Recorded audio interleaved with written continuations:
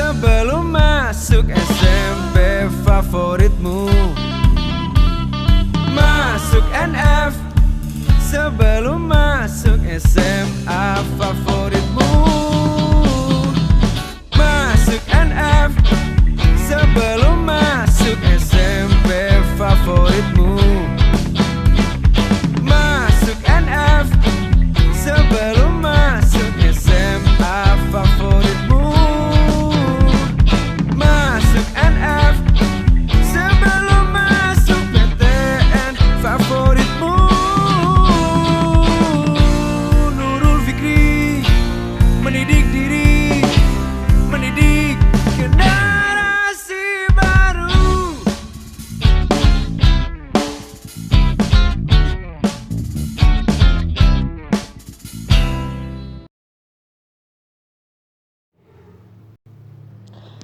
Assalamualaikum warahmatullahi wabarakatuh, adik-adik semuanya.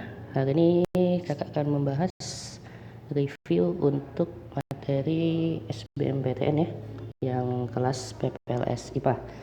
Nah, kita mulai aja dengan basmalah.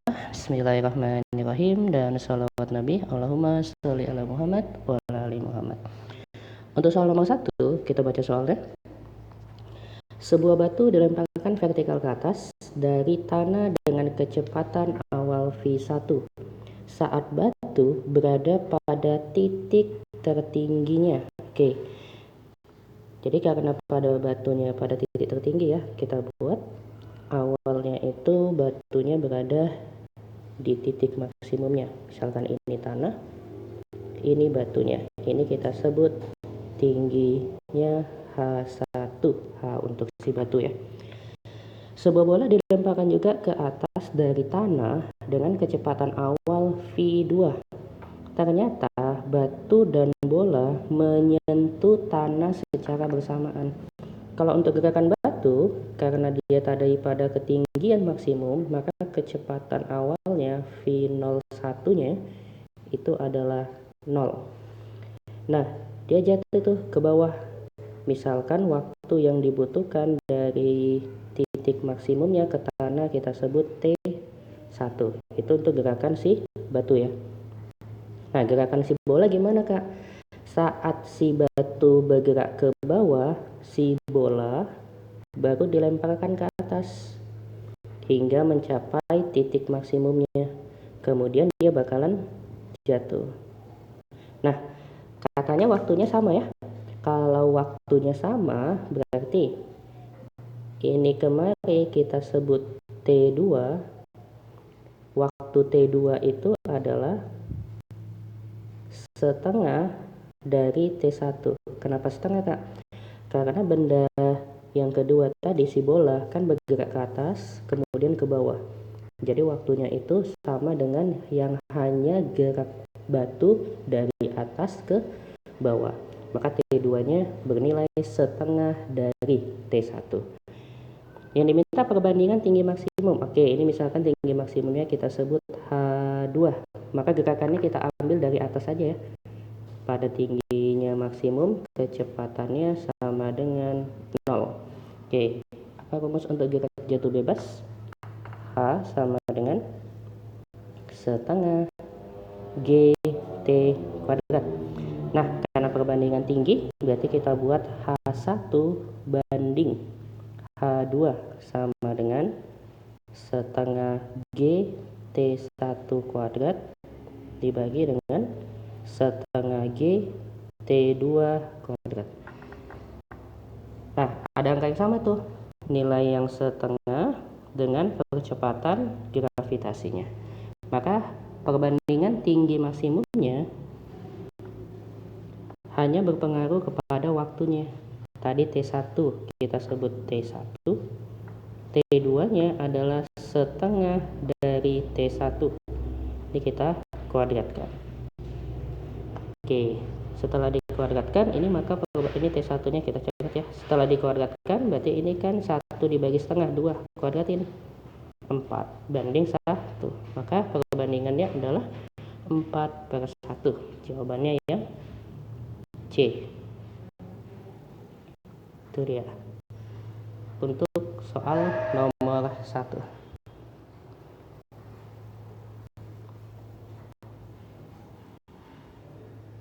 Oke, selanjutnya untuk soal nomor 2 ya.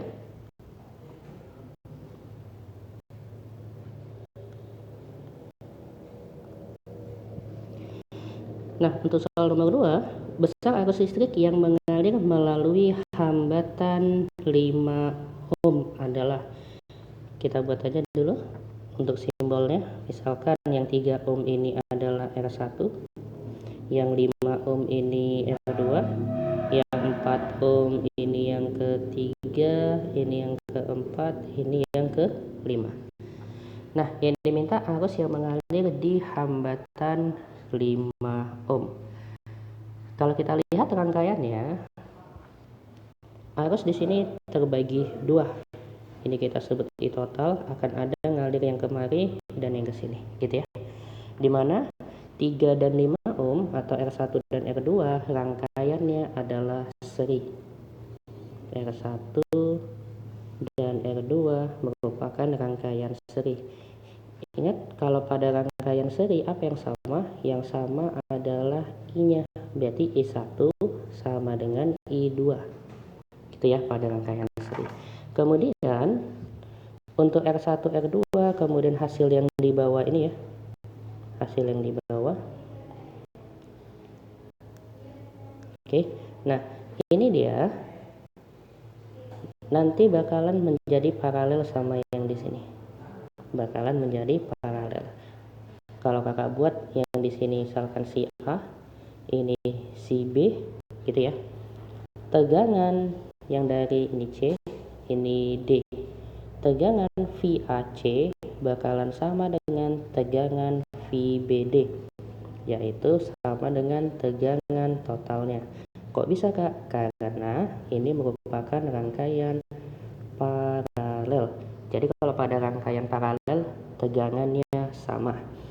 Maka dari sini kita udah dapat untuk mencari arus yang mengalir di R2 yang kita sebut I2, gitu ya. Berarti I2 adalah V2 dibagi dengan R2.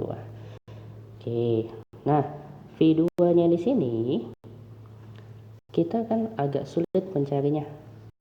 Tapi I2-nya itu kan sama dengan I yang mengalir di AC, gitu ya. Maka kita pakai yang IAC aja, dimana IAC itu adalah VAC dibagi dengan RAC. Oke, maka kita cari RAC-nya. RAC-nya tadi R1 dan R2 ya, seri ya. Kalau seri tinggal dijumlahkan. 3 ditambah 5 sama dengan 8 ohm. Kemudian V-nya, VAC kan sama dengan V total ya. Karena VAC sama dengan V totalnya 12. Berarti ini nilainya adalah 12 volt. Kita masukkan, berarti 12 volt dibagi dengan RAC-nya adalah 8 ohm. Maka 12 dibagi 8 hasilnya 1,5 ampere. Jawabannya, arus yang mengalir pada hambatan 5 ohm adalah 1,5 C. Oke, itu untuk soal nomor 2 ya. Kita lanjut untuk soal nomor 3.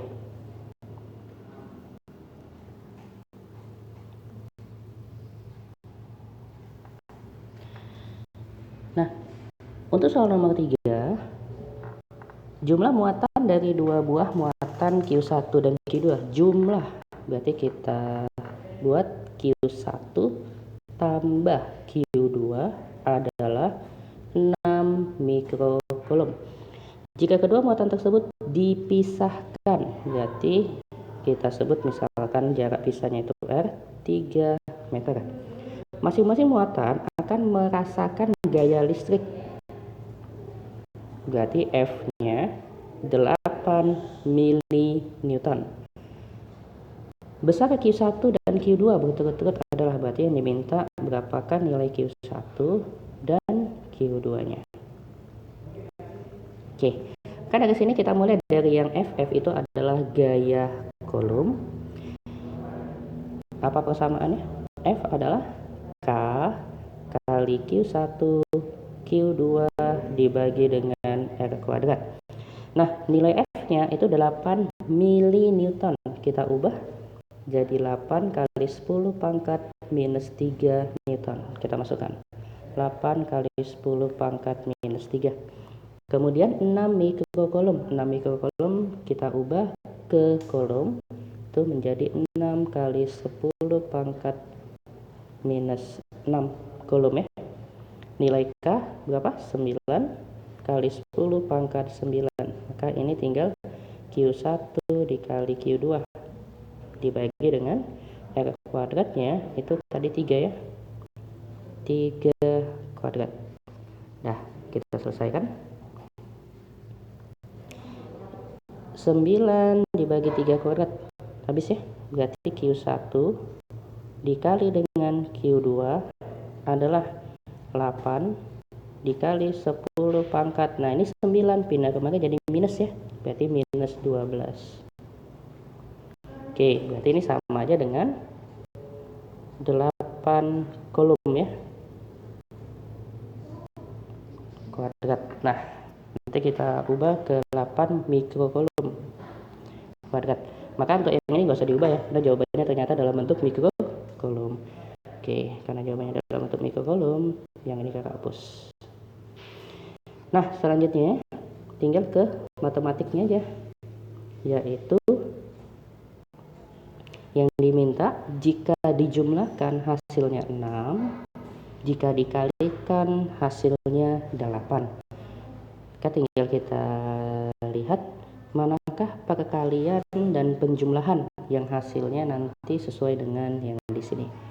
Kita buat Q1 tambah Q2 sama dengan 6, tapi Q1 kali Q2 sama dengan 8. Maka di sini angka yang memungkinkan itu adalah dari pilihan jawaban 4 dan 2. Kita cek ya. Kalau Q1 nya 4 ditambah 2 hasilnya 6.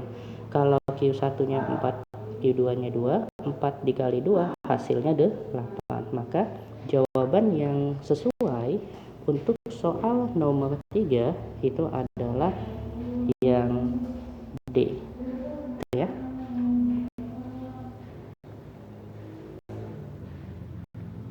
Oke.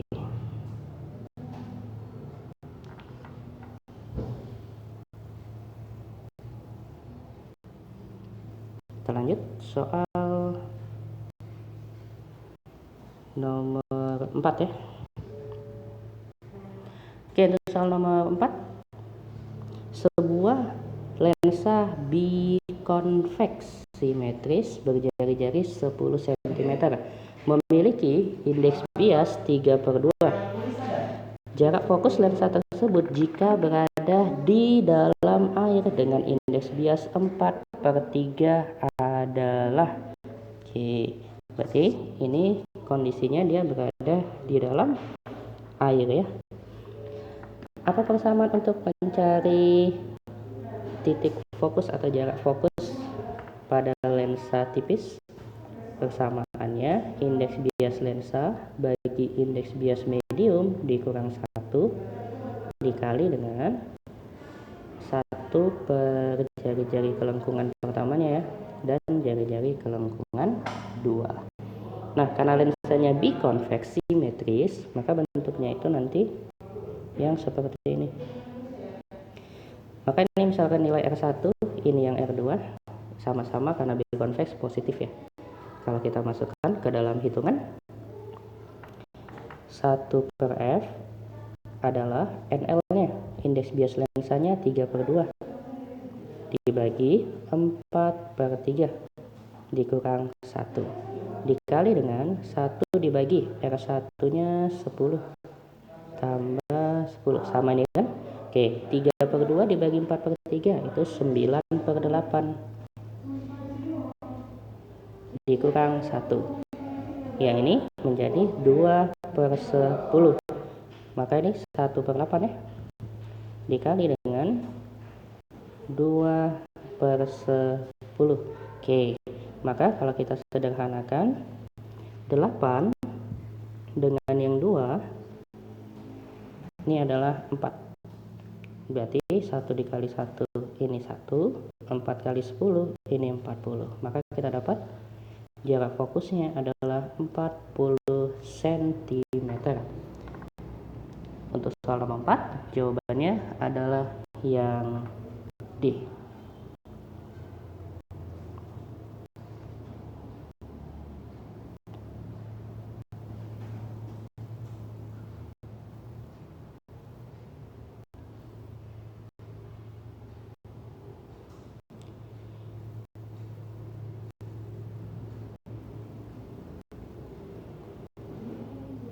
Lanjut untuk soal nomor 5, termodinamika. Pada gas ideal yang mengalami ekspansi isobarik. Isobarik terjadi pada tekanan yang konstan, P-nya konstan gitu ya.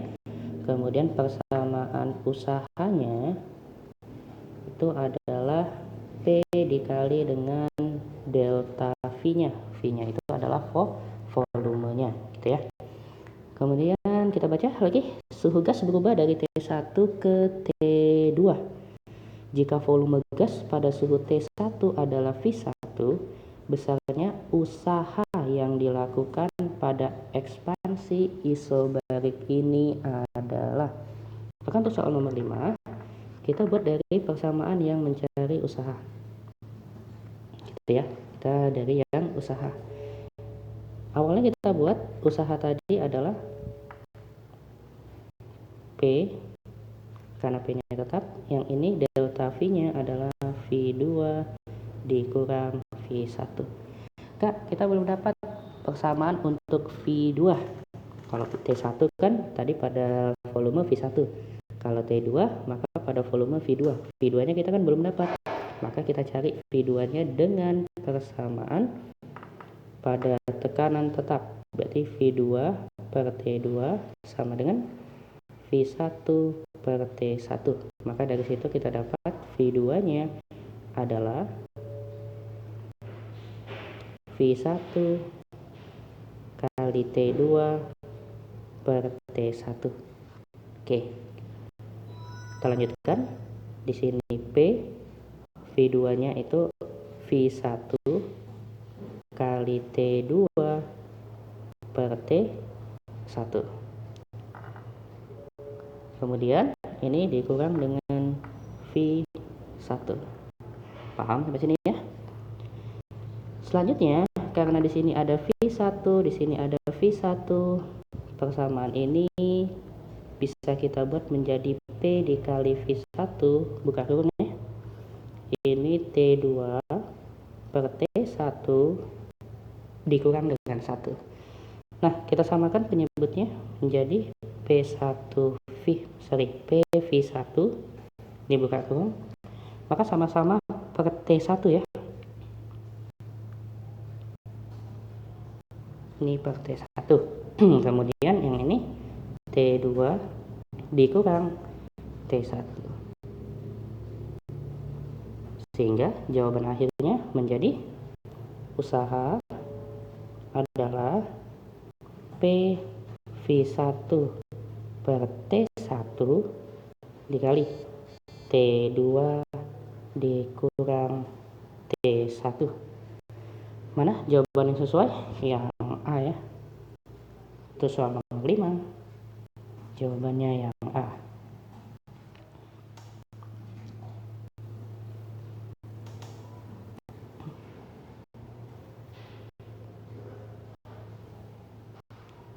Lanjut. Soal berikutnya soal nomor 6. Nomor 6. Sebuah sistem 1 mol gas ideal monoatomik dengan CP-nya itu maksudnya kalau jenis yang pada tekanan konstan ya, CP, 5/2R mengalami ekspansi isobarik pada tekanan 10⁵ Pascal sehingga volumenya menjadi 2 kali volume awal. Bila volume awalnya 25 liter, kalori yang diserap gas pada proses ini adalah, kita buat V1 nya itu 25 liter, V2 nya menjadi 2 kalinya, berarti 50 liter. Tekanannya P 10⁵ Pascal dengan CP nya 5/2R dan berjumlah 1 mol. Berarti N nya 1 ya. Nah, yang diminta adalah kalori yang diserap, yaitu Q. Kalori yang diserap disebut sebagai Q. Gimana untuk mencari Q? Kita lihat dari hukum pertama termodinamika. Q adalah delta U ditambah dengan W. Delta U ini adalah perubahan energi dalamnya. Sementara kalau W tadi udah ya, yaitu usahanya, gitu ya. Maka kalau dari sini sebenarnya udah bisa kita cari persamaan Q secara langsung dengan menggunakan CP. Nah, kalau kita menggunakan CP, maka persamaan Q-nya itu menjadi CP-nya 5/2 ya. Berarti ini 5/2. Sudah dikali dengan P delta V. Nah, seperti itu. Kak, itu persamaannya dari mana gitu? Nah, awal mulanya itu kita buat Q-nya MC delta T. Nanti M-nya kita ubah lagi ke bentuk yang lain. Atau boleh juga yang dari delta U. Kalau delta U pada proses isobarik itu nanti 3/2 P delta V. Dan usahanya tadi P delta V ya. Maka dari sini juga bisa 5/2. Itu asal mulanya. Nah, kita buat berarti 5/2 P. P-nya berapa? 10⁵. Delta V-nya gimana? 50 dikurang 25. Hati-hati. Ini satuannya masih liter. Ubah ke SI-nya 10⁻⁻3. Ubah ke meter pangkat 3. K ini 25 kali 10⁻⁻3 meter pangkat 3. Ini juga 50 kali 10⁻⁻3 meter pangkat 3. Terlanjutkan. Ini 5/2. 50 kurang 25 itu hasilnya 25. 10⁵5 dikali 10⁻⁻3 hasilnya 10⁻2. Maka dari sini kita selesaikan. 5 dikali 25 itu adalah 125. 125 dibagi 2 adalah 62,5 kali 100 berarti 6250 Joule.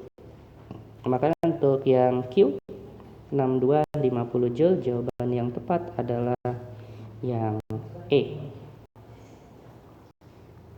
Oke, gitu ya.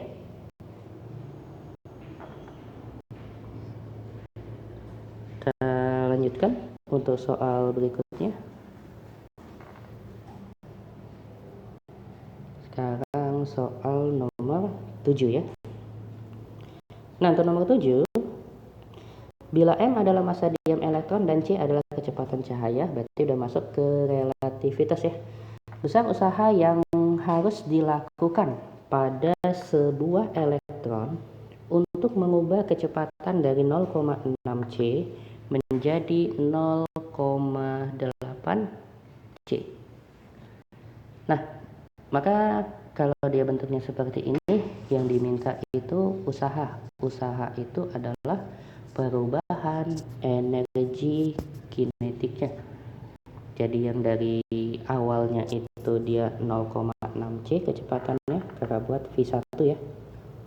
0,6 C berubah menjadi V2 nilainya 0,8 C. Berapakah usaha yang dibutuhkannya? Nah, karena ini diminta dalam bentuk energinya mc kuadrat, M-nya itu adalah massa diam, nolnya massa diam, yaitu M. Usaha merupakan perubahan energi kinetiknya. Di pertemuan relativitas kemarin pernah kakak bahas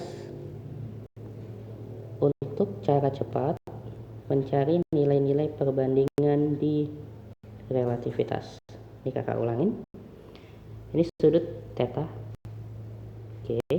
Kemudian sisi yang sinus, yang ini ya, sin theta, itu merupakan kecepatan. Maka kecepatan itu sin theta c. Nilai tangennya itu untuk momentum tan theta M0c, atau boleh juga tan theta N0 per c, gitu ya. Nah, nilai yang di sini itu adalah gamma. Gammanya itu sepercos theta. Ini untuk cara cepatnya.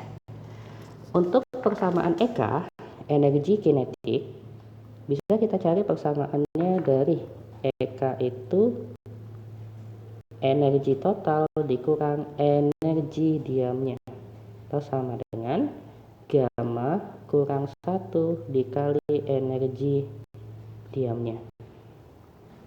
Dengan energi diam itu sebenarnya M0C kuadrat. Karena M0-nya sama dengan M, maka di sini menjadi MC kuadrat. Selanjutnya, usaha tadi delta EK, tinggal kita cari aja EK2 dan EK1-nya ya. Berapakah untuk usaha yang harus dilakukannya? Oke, kita buat yang pertama. Jika kecepatannya adalah 0,6, berarti ini 3, ini 5, karena 0,6C itu 3/5C ya. Ini kecepatannya. Berarti gammanya yang mana? Yang ini gammanya ya. Ini 3, ini 5, ini 4. Berarti gamma 1 kita dapat 5/4. Nah, selanjutnya yang gamma kedua kita cek. Kecepatannya 0,8. 0,8 berarti 4/5. Gammanya yang ini ya. 4, ini 5, maka di sini 3. Berarti gamma 2-nya sama dengan 5/3. Udah, tinggal kita masukkan ke dalam persamaannya. Usaha delta EK. Berarti EK2 dikurang dengan EK1. EK2-nya berapa, Kak? Gamma kurang 1. Berarti gamma yang kedua tadi 5/3 dikurang 1.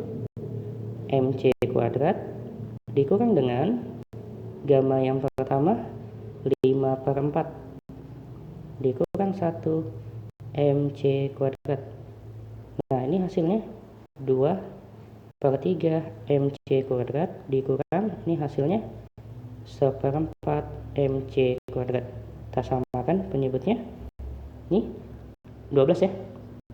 12 kemudian 2 kali 4 nih 8, 3 kali 1 3 MC kuadrat. Maka jawabannya adalah 5/12 MC kuadrat. Itulah usaha yang harus dilakukannya. Jawabannya yang tepat adalah yang D. Itu soal nomor 7. Kalau ada pertanyaan nanti boleh ditanyakan di grup konsul Telegram ya. 8. Sebuah gelombang transversal memiliki periode 2 sekon. Periode itu simbolnya adalah T. T-nya 2 sekon. Jika jarak antara dua titik berurutan yang berfase sama adalah 20 cm. Apa maksudnya jarak dua titik yang berfase sama? Itu maksudnya adalah panjang gelombangnya. Nih misalkan titik yang berfase sama, yang ini dengan yang di sini. Ini fasenya boleh 360 derajat atau 0 derajat ya. Tahu, lihat aja gerakannya. Ini gerakannya kemana? Ke atas. Ini juga nanti bakalan mau mulai ke atas. Maka itu disebut sebagai lambda. Lambdanya 20 cm. Yang diminta cepat rambat gelombang. Oke, cepat rambat V rambatnya persamaannya lambda dibagi dengan T. Lambdanya panjang gelombang 20 cm dibagi dengan T-nya adalah 2 sekon. Maka dari sini 20 dibagi 2 10 cm per sekon. Jawaban yang tepat adalah yang A. Dah, singkat ya untuk soal nomor 8. Dia hanya seperti itu aja. Kita lanjut untuk soal berikutnya. Nomor 9. 9 materinya tentang induksi elektromagnetik. Sebuah kumparan memiliki 200 lilitan. Berarti dari sini lilitannya ada 200, N-nya ya. N-nya 200. Berbentuk bujur sangkar dengan sisi 18 cm. Apa itu bujur sangkar? Berarti dia bentuknya persegi ya. Kita buat S-nya 18 cm. Nah, ubah ke meter berarti 18 kali 10 pangkat minus 2 ya, meter. Suatu medan magnet seragam dibangkitkan dengan arus listrik dan diarahkan tegak lurus terhadap bidang kumparan. Nah, kalau tegak lurus terhadap bidang kumparan, nilai tetanya itu 0 derajat. Ingat ya, nilai teta itu adalah nilai medan magnet dengan dengan arah tegak lurusnya ya. Jadi arah medan magnet dengan tegak lurusnya si bidang kumparan. Gampang untuk memahaminya, garis normalnya seperti itu ya. Nah, yang tegak lurus dengan kumparannya. Nah, inilah. Jadi kalau medan magnetnya itu masuk tegak lurus segini, maka sudutnya adalah 0 derajat. Jika medan magnet diubah secara linier dari 0 hingga 0,5 T dalam rentang waktu 0 hingga 0,8 sekon, berarti di situ kita dapat delta B-nya itu 0 hingga 0,5, berarti jadi 0,5 Tesla. Delta T-nya dari 0 hingga 0,8 berarti 0,8 sekon. Selanjutnya, luas penampang kumparan. Nah, luas penampang kumparan tadi bentuknya bujur sangkar ya. Kalau bujur sangkar, maka untuk pilihan yang A, apa luas bujur sangkar? S pangkat 2. Oke, 18 kalau kita kuadratkan itu hasilnya 324. Nah, 10 pangkat min 2 kuadratin 10 pangkat min 4. Nah, maka hasilnya adalah 324 kali 10 pangkat min 4 meter kuadrat ya. Nih hasilnya. Nah, katanya 324 meter kuadrat aja. Maka untuk yang A dia salah. Oke, lanjut yang B. Yang B, flux medan magnetnya 0,162 Tesla meter kuadrat pada T sama dengan 0,8 sekon. Nah, untuk yang B itu sama aja dengan sesaatnya ya, flux medan magnet sesaatnya. Flux itu persamaannya adalah B dikali dengan A.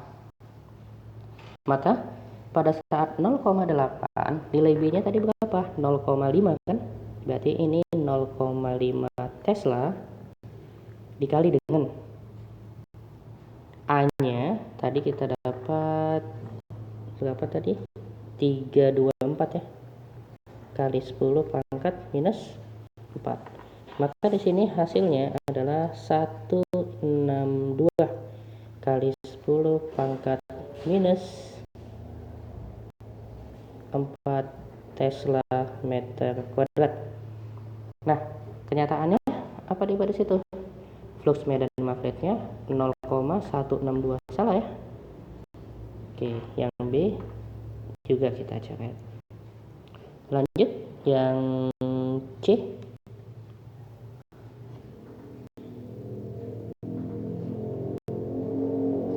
Nah, untuk yang C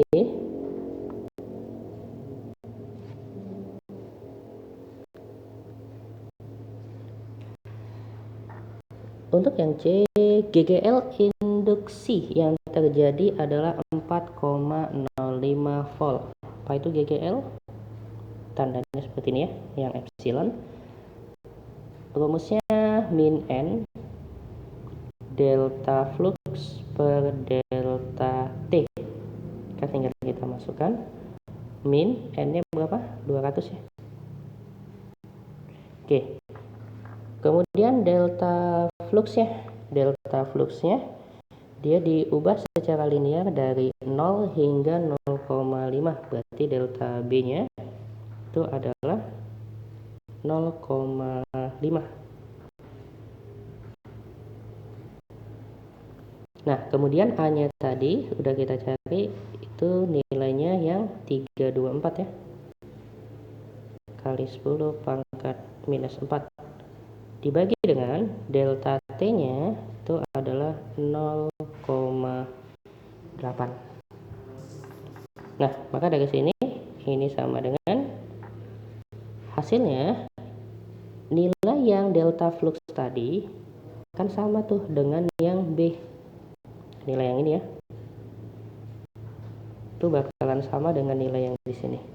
Maka dari sini tinggal kita buat 200 dikali 162 kali 10 pangkat min 4 dibagi 0,8, kan nanti hasilnya adalah 4,05 volt. C, benar ya? Oh ya, benar. Maka jawabannya adalah yang C. Nah, untuk tanda minus itu nanti bakalan kakak perjelas ya. Di sini kenapa ada tanda minus itu nanti ketika dikonsul, supaya video ini nggak terlalu panjang banget nanti jadinya ya. Nanti kakak bakalan jelaskan kenapa pada persamaan GGL ada tanda minus gitu. Kita lanjut ke soal nomor 10 ya. Untuk soal nomor 10, sebuah partikel bermasa M dan bermuatan Q bergerak dengan kecepatan V memasuki suatu daerah bermedan magnetik homogen B sehingga membentuk lintasan lingkaran berdiameter D. Jika medan magnet diperbesar menjadi 3 kali semula, gitu ya, menjadi 3 kali semula, maka diameter yang terbentuk adalah, nah ini ada hubungannya, yaitu gaya pada muatan yang bergerak dalam medan magnet ya, dengan gaya putarnya atau gaya sentripetalnya, karena membentuk lintasannya adalah lingkaran. Maka kita mulai dari yang namanya di situ gaya Lorentz yang sama dengan gaya sentripetalnya. Gaya Lorentz persamaannya pada muatan yang bergerak ya, BQV, gaya sentripetal mv kuadrat dibagi dengan R. Maka dari sini kita dapat nilai R-nya itu adalah, ada yang bisa kita catat ya, yaitu nilai si V-nya. Ini V, ini tinggal 1 berarti kan.